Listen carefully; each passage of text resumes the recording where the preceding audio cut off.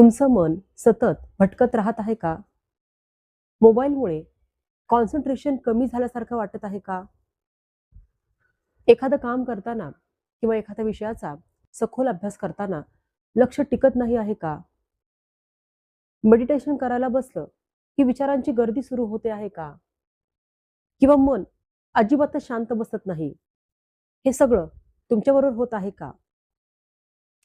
तर योगशास्त्रामध्ये या सगळ्यासाठी एक अशी सुंदर शुद्धिक्रिया सांगितलेली आहे, जी हजारो वर्षापासून मनाची स्थिरता, एकाग्रता आणि अंतर्मनाची शांतता यासाठी केली जाते. त्या क्रियेचं नाव आहे त्राटक. आजच्या या व्हिडिओमध्ये आपण अतिशय सखोलपणे सोप्या भाषेमध्ये समजून घेणार आहोत की त्राटक म्हणजे नेमकं काय, हठयोगातील त्याचं स्थान नेमकं काय आहे, कोणत्या ग्रंथामध्ये त्याचा उल्लेख येतो, त्राटकाचे प्रकार कोणते, त्यामधील ज्योती त्राटक योग्य पद्धतीने कसं करावं, शरीर, मेंदू आणि मनावर त्याचा काय परिणाम होऊ शकतो, कोणासाठी ही क्रिया उपयुक्त आहे आणि कोणी ही क्रिया करताना दक्षता घेणं आवश्यक आहे, तसेच त्राटक केल्यानंतर नेमकं कोणतं पश्चात्कर्म करावं.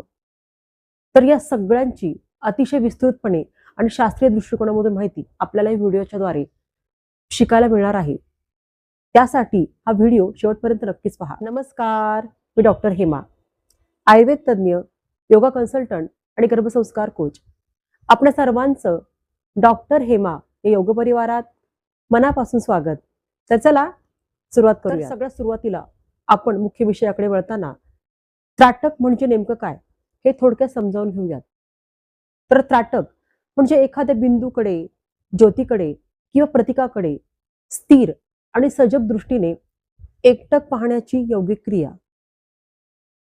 ही फक्त डोळ्यांची क्रिया नाही, तर आपलं मन स्थिर करण्याची आणि ध्यानासाठी मन तयार करण्याची प्रक्रिया आहे. आता हठयोगामध्ये त्राटक या क्रियेचं स्थान काय आहे ते आपण थोडक्यात पाहूयात. तर हठयोगामध्ये शरीर आणि मन शुद्ध करण्यासाठी 6 प्रमुख क्रिया सांगितलेल्या आहेत, ज्यांना आपण षटकर्म किंवा शुद्धिक्रिया असं म्हटलं जातं.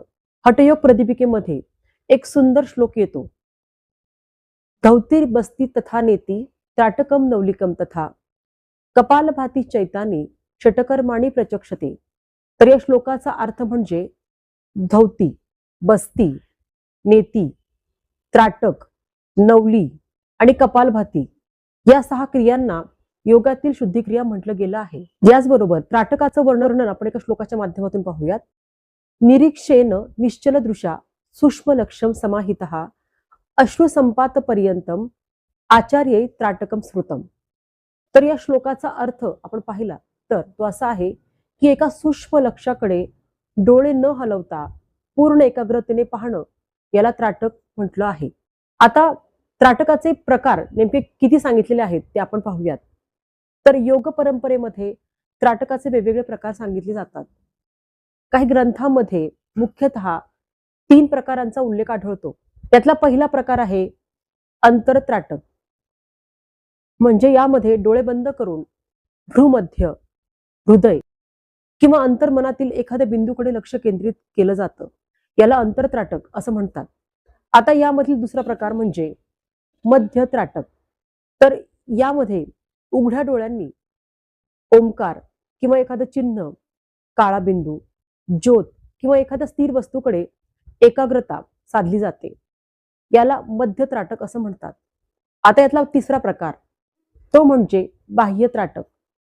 तर दूरच्या वस्तूकडे म्हणजे चंद्राकडे किंवा उगवत्या सूर्याकडे, निसर्गातील एखाद्या स्थिर दृश्याकडे फोकस करणं, यालाच बाह्य त्राटक असं म्हणतात.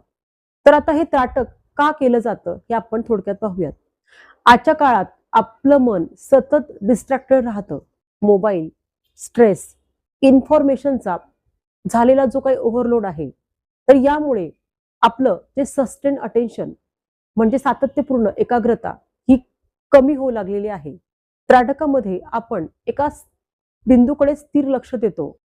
म्हणून योगशास्त्रामध्ये आपली कॉन्सन्ट्रेशन म्हणजेच एकाग्रता, मेंटल स्टेडीनेस म्हणजे आपल्या मनाची स्थिरता आणि ध्यानाची तयारी यासाठी त्राटक हे अतिशय महत्वाचं मानलं गेलं आहे.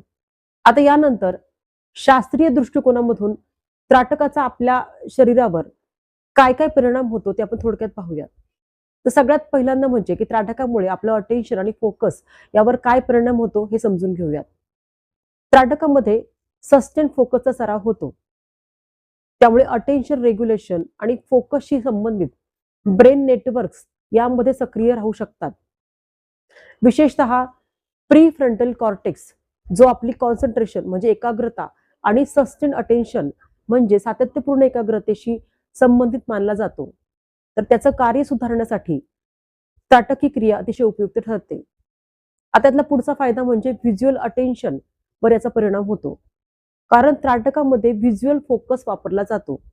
म्हणून व्हिज्युअल प्रोसेसिंग संबंधित भाग सुद्धा यामध्ये सक्रिय राहायला मदत होते. यातील पुढचा फायदा म्हणजे रिलॅक्सेशन रिस्पॉन्स इम्प्रूव्ह व्हायला मदत होते. शांत बसणं, स्थिर दृष्टी आणि कंट्रोल अटेन्शन यामुळे काही लोकांमध्ये रिलॅक्सेशन रिस्पॉन्स सक्रिय होऊ शकतो.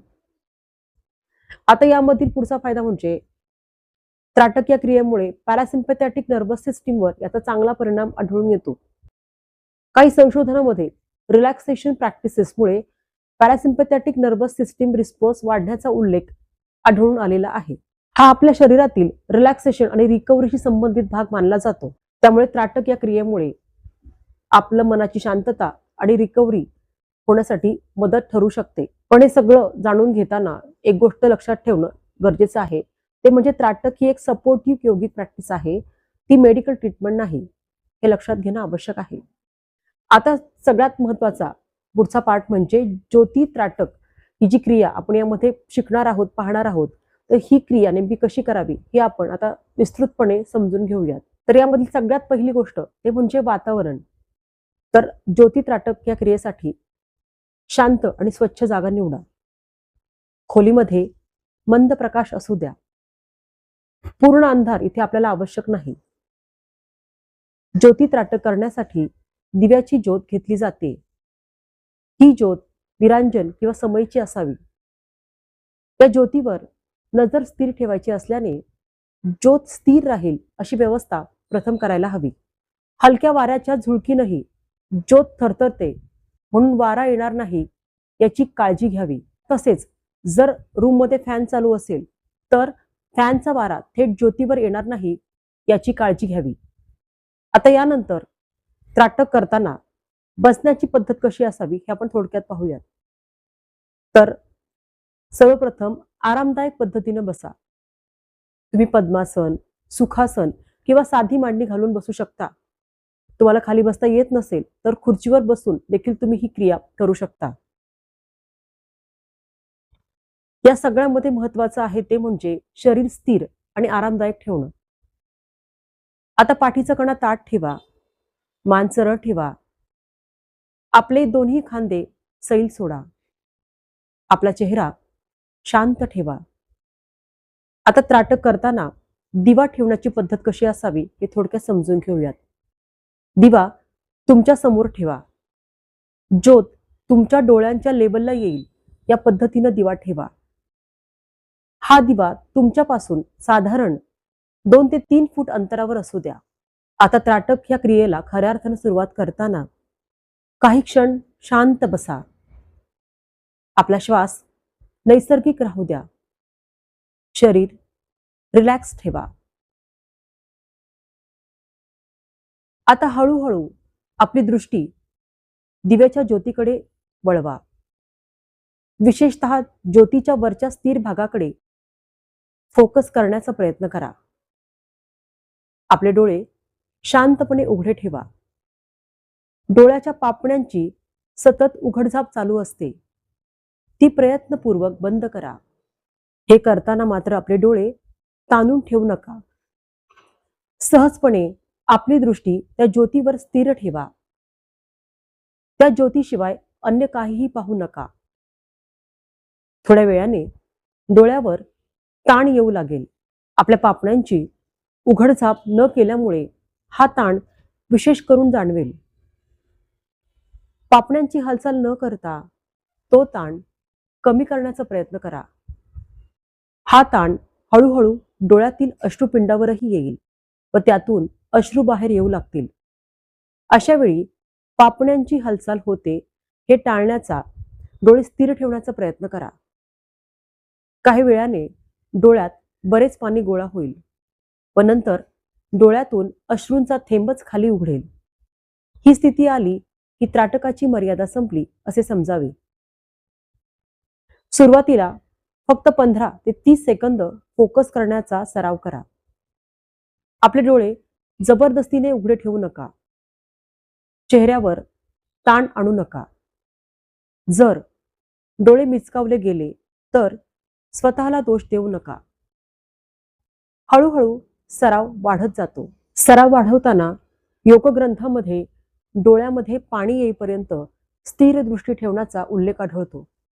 पण हा सराव हळूहळू आणि सजगपणे वाढवणं महत्वाचं आहे. आता हळूहळू आपले डोळे बंद करा. ज्योतीची प्रतिमा अंतर्मनात अनुभवण्याचा प्रयत्न करा. आता त्राटक ही क्रिया झाल्यानंतर कोणत्या प्रकारचं पश्चात्कर्म करावं तर ते आपण थोडक्यात जाणून घेऊयात. तर त्राटक पूर्ण झाल्यानंतर लगेच उठू नका. 4 ते 5 मिनिटं डोळे शांत मिटून विश्रांती देणं उपयुक्त ठरू शकतं. दोन्ही तळहात हलके चोळा. ऊब निर्माण होऊ द्या आणि ती ऊब अलगद बंद डोळ्यांवर ठेवा. आता हळूहळू आपले हात खाली घ्या. दोन्ही डोळे अलगद उघडा. घाईने उठू नका. काही क्षण शांत बसा. त्राटक क्रिया पूर्ण केल्यानंतर लगेचच स्क्रीन टाळा.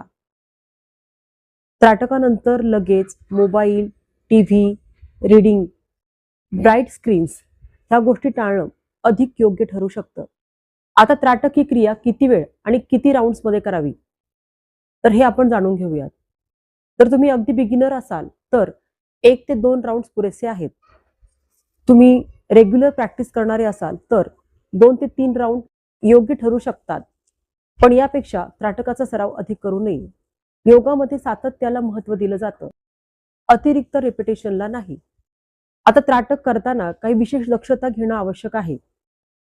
ज्यांना ग्लायकोमा, ज्यांची रिसेंट आय सर्जरी झालेली आहे, ज्यांना सिव्हिअर मायग्रेन म्हणजे डोकेदुखीचा त्रास होत आहे, एपिलिप्सीचा त्रास आहे, अशा परिस्थितीमध्ये तज्ज्ञांचा सल्ला घेणं योग्य ठरेल. तसेच ज्यांना चष्मा आहे अशा व्यक्तींनी चष्म्याशिवाय त्राटकाचा अभ्यास करावा. त्राटकाच्या जास्त आवृत्त्या करू नयेत. ही शुद्धी क्रिया आहे. प्रत्येक वेळी त्राटकाचा कालावधी दीर्घ असू नये. अश्रू पडणे ही मर्यादा लक्षात घ्यावी आणि जोपर्यंत ही क्रिया सुखावह आहे तोपर्यंतच ही क्रिया करावी.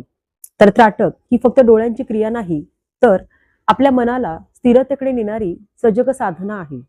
योग्य पद्धतीने आणि शांतपणे ही क्रिया केली तर ही प्रॅक्टिस आपल्याला मानसिक स्थिरता आणि फोकससाठी उपयुक्त ठरू शकते.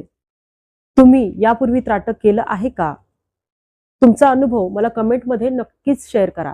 आणि तुम्हाला योग, आयुर्वेद आणि मन शरीर आरोग्याविषयी सायंटिफिकली बॅलन्स माहिती हवी असेल तर तुम्ही अजूनही या चॅनेलला सबस्क्राईब केलं नसेल तर चॅनेलला सबस्क्राईब करा. जर तुम्हाला हा व्हिडिओ आवडला असेल तर व्हिडिओला नक्कीच लाईक करा. तसेच त्राटक ही क्रिया आपल्या मित्रपरिवारामध्ये इतरांना जर माहिती व्हावी असं आपल्याला वाटत असेल तर आपण हा व्हिडिओ शेअर देखील करू शकता. आपण आपला अमूल्य वेळ देऊन हा व्हिडिओ पूर्ण पाहिल्याबद्दल आपल्या सर्वांचेच मनापासून खूप खूप आभार. पुन्हा भेटूयात अशाच एका नवीन आणि आरोग्यपूर्ण व्हिडिओ सोबत. तोपर्यंत त्राटक ही क्रिया समजून घेऊन योग्य पद्धतीने करा आणि आपल्या मनाचं आणि डोळ्यांचं आरोग्य सुधारा. स्वस्थ रहा. धन्यवाद.